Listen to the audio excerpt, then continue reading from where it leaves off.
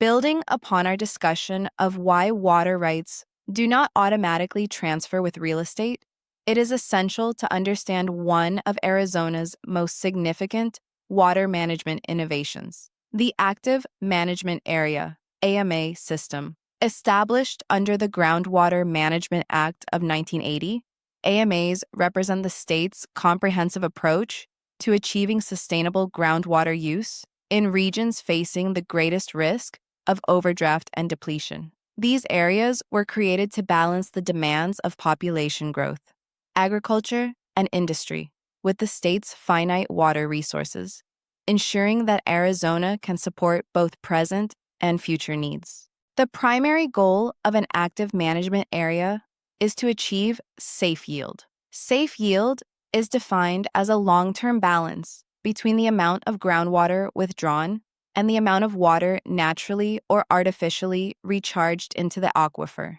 In simple terms, this means that groundwater should be pumped no faster than it can be replenished. By establishing AMAs, Arizona aimed to prevent the irreversible decline of aquifer levels that had begun threatening cities, farms, and ecosystems across the state. The creation of AMAs stemmed from decades of unregulated pumping during the mid-20th century. By the 1970s, groundwater levels in many parts of Arizona, particularly around Phoenix and Tucson, were dropping rapidly, causing land subsidence, cracks in the ground, and increased pumping costs. In response, the Arizona legislature passed the Groundwater Management Act of 1980, a landmark law that placed strict regulatory control over groundwater withdrawals in designated regions. These areas, known as active management areas, currently include Phoenix, Tucson, Prescott, Pinal, and Santa Cruz, with the Douglas AMA added in 2022. Each AMA has a management goal tailored to its unique conditions and water use patterns. For instance, the Phoenix, Prescott, and Tucson AMAs have the statutory goal of achieving safe yield by the year 2025, meaning their groundwater use must equal the recharge rate. In contrast, the Pinal AMA, which has a strong agricultural base, aims to transition from heavy groundwater use toward renewable surface and reclaimed water sources. The Santa Cruz AMO focuses on maintaining safe yield in its subbasins and preventing local water table declines.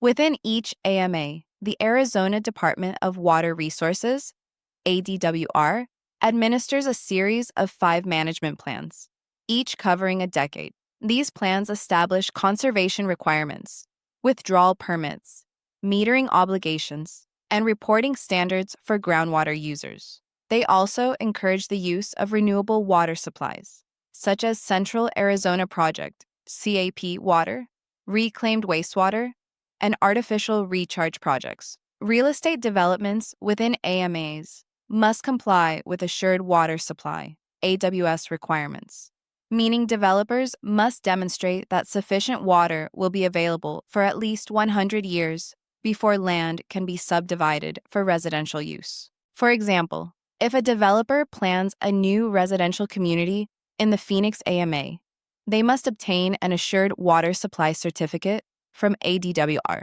before the Arizona Department of Real Estate, ADRA, can issue a public report. This certificate confirms that the development will not rely on groundwater at an unsustainable rate and that water delivery systems are legally and physically reliable. Without this certification, the developer cannot legally market lots to the public. This policy ensures that Arizona's population growth does not come at the expense of depleting critical aquifers. The management plans within each AMA also place conservation obligations on different sectors: municipal, agricultural, and industrial. Municipal providers must reduce per capita water use through tiered rate structures and efficient water delivery systems. Agricultural users are limited by irrigation grandfathered rights, IGFRs, that specify how much groundwater can be used per acre. Industrial users, such as mining or cooling facilities, must adopt best available conservation technology, BACT, to minimize water waste. The Groundwater Management Act of 1980 and the AMA framework have been upheld by Arizona courts as constitutional and essential to protecting the state's water future.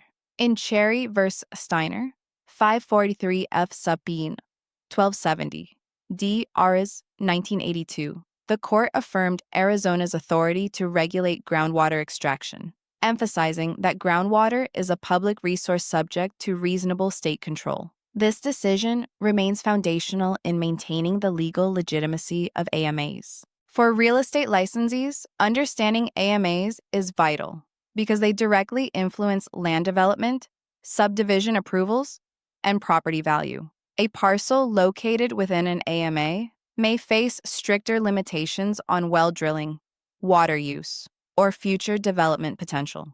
A licensee has an affirmative duty to disclose whether a property lies within an AMA, as this is a material fact that could impact the buyer's decision and intended use of the property. Review summary active management areas are the backbone of Arizona's groundwater regulation, designed to ensure long-term water sustainability through the principle of safe yield. Each AMA operates under management plans that impose conservation measures, water use permits, and reporting requirements. Real estate agents must be aware of a property's location within an AMA, as it determines what water resources are available and what legal requirements apply to its use or development. Discussion prompts. Why was the concept of safe yield introduced in Arizona water law?